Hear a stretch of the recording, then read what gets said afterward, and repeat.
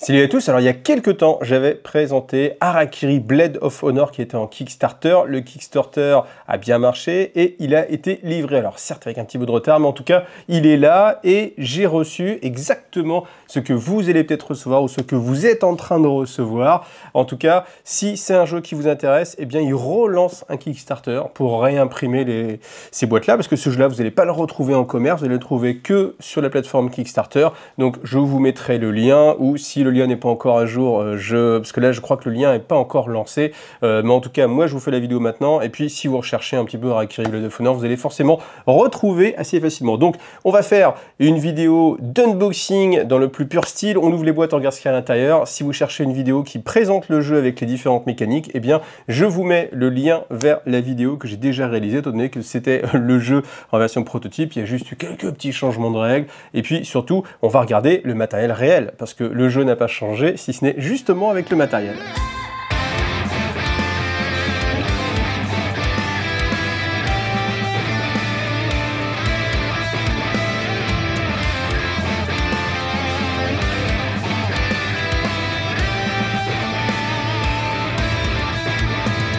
Alors déjà on est sur une boîte extrêmement lourde, je pense qu'on est sur du 2-3 kg facile.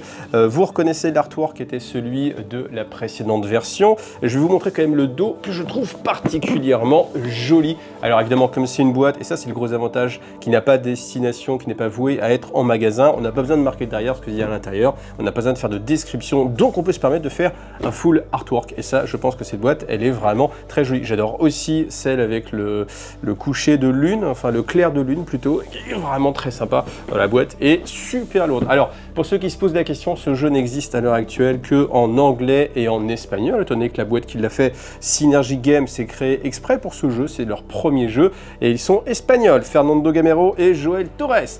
Coucou à eux. Et donc, on va regarder, découvrir ce qu'il y a ensemble.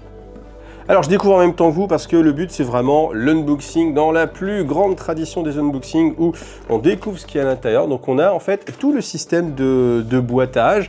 Donc ça en fait c'est des compartiments qui vont vous servir à mettre, je l'imagine, les tokens. Alors on va prendre celui du milieu. Ah non, ça c'est en fait vos fiches de joueurs, je l'imagine. Comme ça peut jouer jusqu'à 4. Hop là. Donc ensuite on a cet étage. Voilà, donc lui est juste là pour bien faire la transition. Donc on a beaucoup de cartes. Donc je vous montre les cartes avec des illustrations que je trouve vraiment très réussies. Honnêtement, bon après il faut aimer ce style là. Je sais que c'est un style qui est peut-être un petit peu moins en vogue maintenant, mais moi j'avoue que j'aime beaucoup. Donc les cartes en tout cas sont très sympathiques, et ça en fait ce sont les kami, donc voilà, qui vont vous donner des pouvoirs. Bon, je rentre pas dans les détails des règles, encore une fois, allez voir la vidéo qui détaille les règles. Donc vous avez tout un tas de cartes événements, je vous montre qu'un seul petit paquet, donc vous voyez vous avez le numéro en dessous ici là pour vous aider, et puis ce sont des cartes d'événements où suivant le niveau de difficulté, de danger, eh bien il va se passer différentes choses, et en fait tout ça, ça vous permet bien de vivre une aventure complètement personnelle en fait, parce que je pense que deux personnes qui feront la même aventure ne la vivront pas forcément de la même façon.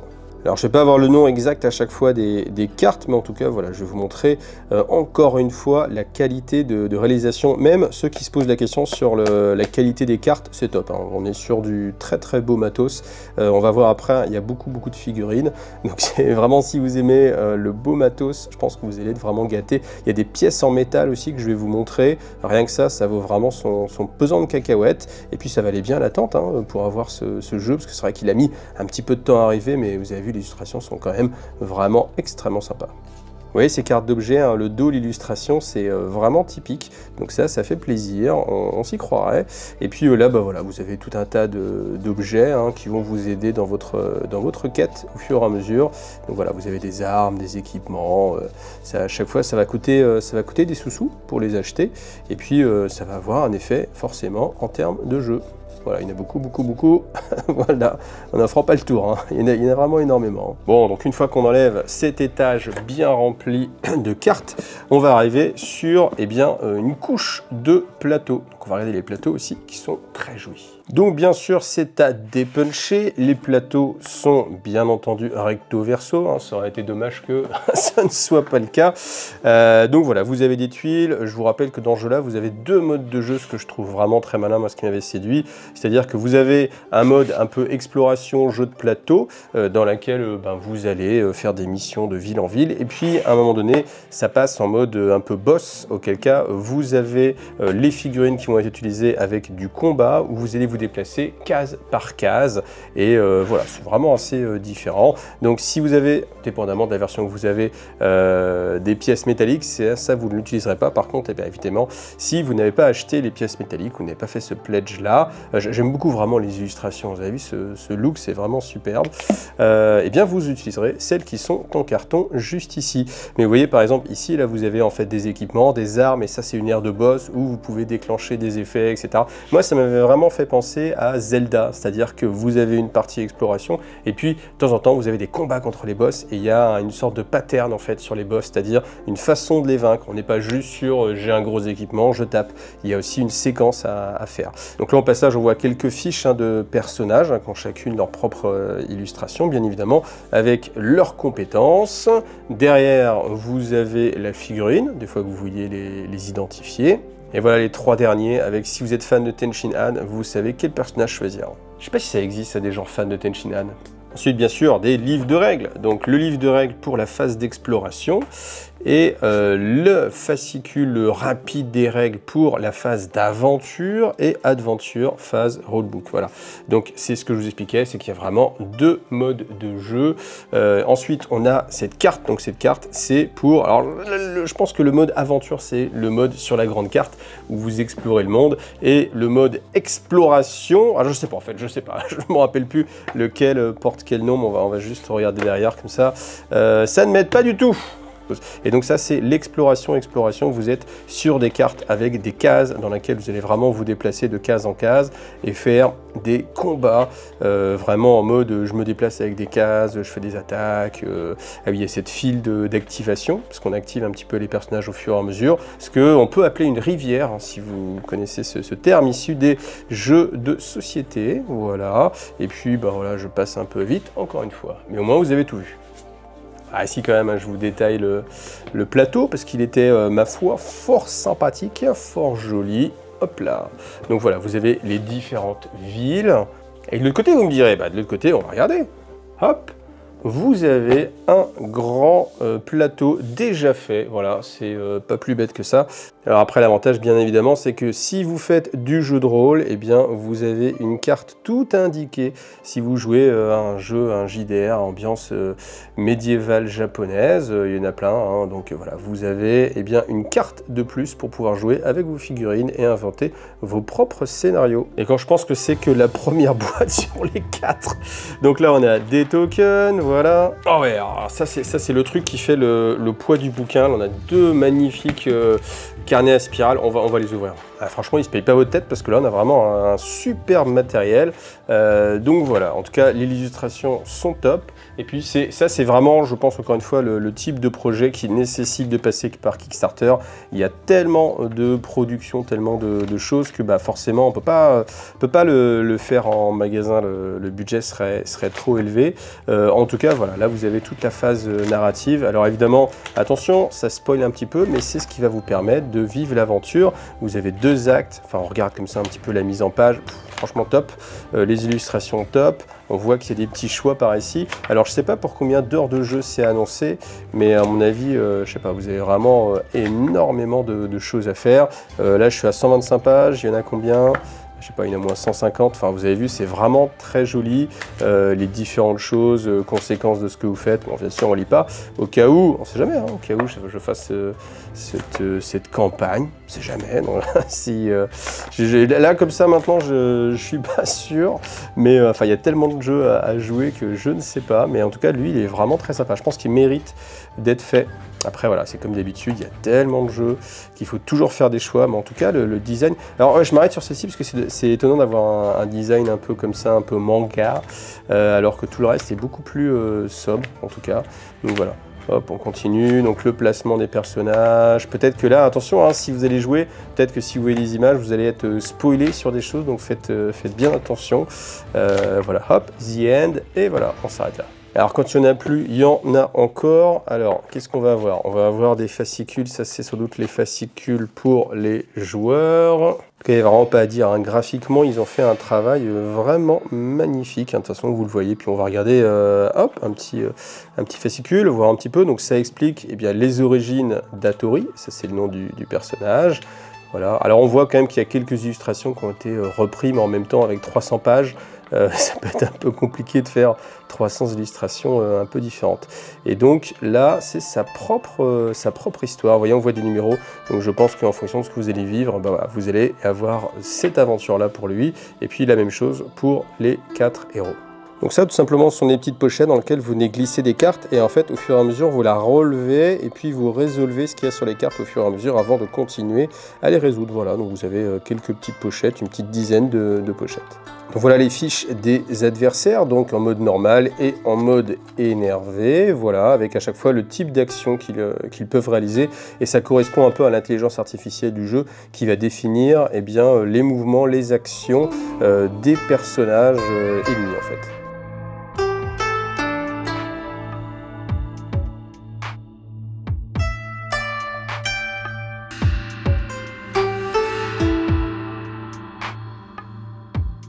Alors les fiches de boss, elles par contre, elles sont recto verso où à chaque fois vous avez un boss différent. Ouais, vraiment des trucs de fou. Et bah, c'est pareil, hein, comme ça vous donne à chaque fois plein de façons de vaincre les adversaires différemment. Alors on va aller assez vite parce que je vais vous montrer le dernier. Vous voyez donc Keiko 29 points de vie, ça c'est les points de vie. Akira 44 points de vie, voilà Tetsuo, les personnages, Izumi, parce que ça veut dire qu'on va peut-être pouvoir affronter nos propres personnages. Nyx, alors ça je pense que ça doit être un truc spécial Kickstarter, et puis le Shinigami, et là vous regardez 666 points de vie, donc je ne sais pas comment il va jouer, on va pas trop regarder pour pas se faire spoiler, mais en tout cas bah, clairement ça va être un gros morceau. Est-ce qu'il reste des choses encore dans la boîte? Bah oui, il reste des choses encore dans la boîte. Et après, il faut se rappeler aussi que c'est que la première boîte sur les 4. Alors les plateaux de joueurs, ils sont neutres, hein, c'est-à-dire que vous avez exactement la même chose. Je peux vous montrer le dos, voilà, avec une petite illustration. Mais comme vous le voyez, il est en épaisseur, c'est-à-dire que vous venez glisser en fait les cartes ici, qui sont des grosses tuiles. Ici, vous mettez vos petits cubes. Ici, vous avez votre compteur de points de vie. Là, les différents pouvoirs que vous pouvez avoir. Et puis ici aussi les compétences. Voilà, donc j'ai pas les noms exacts, hein, vous m'en voudrez pas, mais en tout cas c'est pas mal parce que comme c'est en relief, bah, ça évite que les pions se trimballent. Quand vous bougez, il n'y a aucun souci.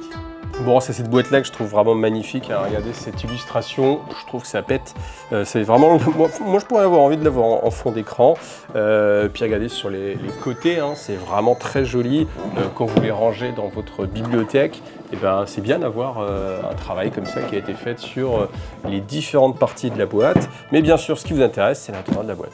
Oh, des figurines, bah ça tombe bien parce qu'on aime bien les figurines sur IGTV. Alors, on va regarder ça. Donc on a toujours pareil le système de boîte en thermoformage qui permet d'empiler ouais, les boîtes les unes sur les autres. Alors pour le coup, vous voyez, il y a vraiment des super figurines. Je crois que c'était possible aussi de les avoir en mode Sundrop, c'est-à-dire déjà avec un gros lavis dessus. Ouais, ça tient bien, aucune casse n'a été réalisée. Alors j'espère quand même que quelque part ils vous disent comment ranger en fait les différents compartiments, parce que dans ce compartiment il n'y a rien, mais il y a des trous pour mettre des choses.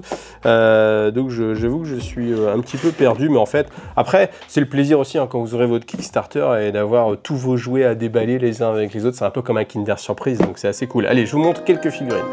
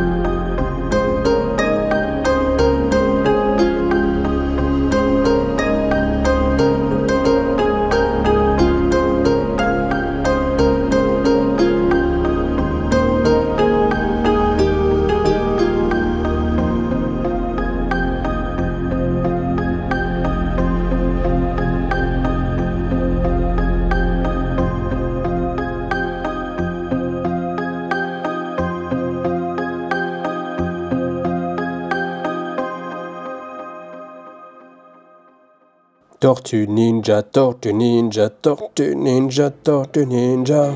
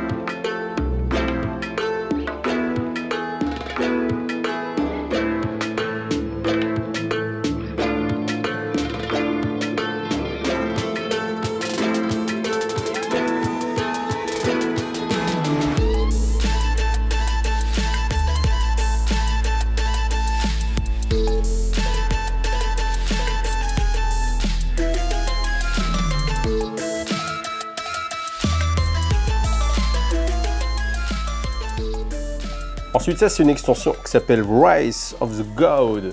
Voilà, donc vous avez les différents côtés. Donc, c'est une extension multijoueur qui vous permet d'affronter 4 boss terribles. Donc, bien sûr, on a le fascicule qui va représenter le matériel que vous allez avoir, plus, bien évidemment, l'explication de comment jouer et le mode campagne. On le met de côté. Vous avez les différentes créatures sacrées. Donc voilà les boss, à chaque fois avec leur façon de se comporter. J'aime bien encore une fois le look graphique. Voilà, lui je suis vraiment pressé de le voir en figurine, parce qu'il peut vraiment bien décoré comme figurine. Même si vous ne jouez pas encore, vous le mettez au-dessus de votre étagère en attendant d'y jouer, puis ça vous donnera envie d'y jouer le moment venu. Donc bien sûr vous avez de nouveaux héros, voilà. Et puis, oula, pas mal de choses à l'intérieur. Donc voilà les petites cartes d'Akodak. Bon, les cartes, on les met de côté. Nous, ce qui nous intéresse, bien sûr, c'est les figurines. Donc je vous montre les 4 nouveaux héros. Voilà. Donc le roi singe, ça on connaît, ça a été pas mal utilisé chez nous. Alors, les figurines, même si elles sont livrées directement montées, elles ont quand même des parties un peu multi-part qui sont déjà fixées. Mais du coup, ça leur permet d'avoir une belle dynamique, vous voyez, en 3D. On a quelque chose de vraiment réussi.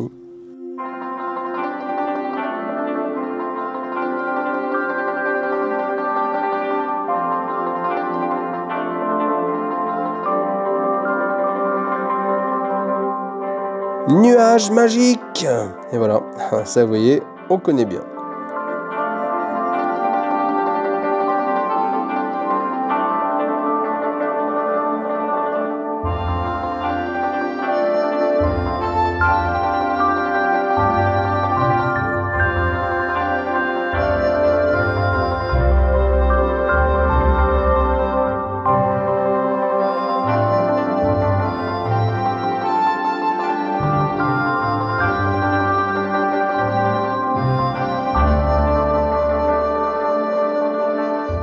Bon, j'avoue, lui, il est très grand, donc il est un peu dur à montrer, mais voilà, je sais pas pourquoi, mais je trouve que ça fait une belle figurine de décoration qui peut être sortie de la boîte, posée sur une étagère. Voilà, si vous aimez le style un peu japonisant, voilà, vous avez un beau dragon, voilà. On arrive sur la dernière boîte, Harakiri Jubei Cruise. Donc voilà, je vous montre encore une fois la boîte que je trouve toujours excellente. Voilà, Franchement, bah voilà, hein, c'est aussi le plaisir d'avoir des, des boîtes où il n'y a pas besoin de mettre de texte. Bon, ouais, ok, il y a quand même un petit code barre, mais c'est assez light. Alors là, pour le coup, on retrouve ce principe en fait de calepin. Voilà. Donc, bah voilà, c'est pareil, hein, vous allez avoir les différents scénarios avec le lore qui va bien. Voilà. Vous avez le personnage, voilà. Attention, ne pas ouvrir. Et bah du coup, on va pas l'ouvrir, voilà. Et puis, nouveau boss. Donc ça c'est sympa, je sais pas pour vous, mais ça donne toujours envie hein, quand on a des box comme ça où on vous dit bah faut pas l'ouvrir, faut pas regarder ce qu'il y a à l'intérieur. Vous avez envie de regarder ce qu'il y a à l'intérieur, mais voilà, il ne faut pas. Donc on a plusieurs paquets de cartes comme ça, et je pense même que... Ah, il y a peut-être même de la figurine à l'intérieur de ça, hein. Ouais, c'est possible. Après, c'est quand même sympa d'avoir un thermoformage comme ça à chaque fois qui protège et les figurines et qui vous donne des compartiments en fait pour mettre les cartes.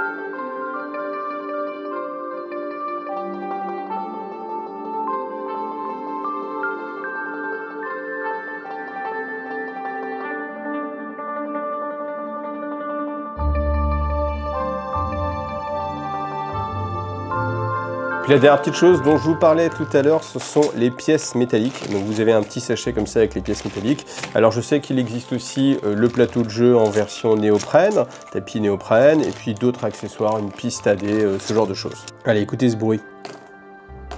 Rien que ça vaut son pesant de cacahuètes, hein. Donc voilà, vous avez des pièces que je trouve vraiment très réussi. C'est pareil, hein, c'est le genre de truc que vous pouvez garder, utiliser dans d'autres jeux ou utiliser ça comme des marqueurs. C'est vraiment classe, elles ont un vrai poids, bien sûr c'est du vrai métal tintant, espèce sonnante et trébuchante, voilà. Et puis voilà, vous avez des pièces donc de 5, 25 et unité. Voilà, ça c'est très joli. Et voilà, c'était l'unboxing d'Harakiri. Si ça vous intéresse, vous pouvez encore une fois aller regarder la vidéo de présentation, comme ça vous saurez exactement comment ça se joue. Et puis je vous rappelle qu'il y a un autre Kickstarter qui va être lancé. Alors, ça dépend évidemment de que vous regardez la vidéo, mais en tout cas, bah voilà, je vous mets le lien en description. Merci à vous et à bientôt. Salut à tous.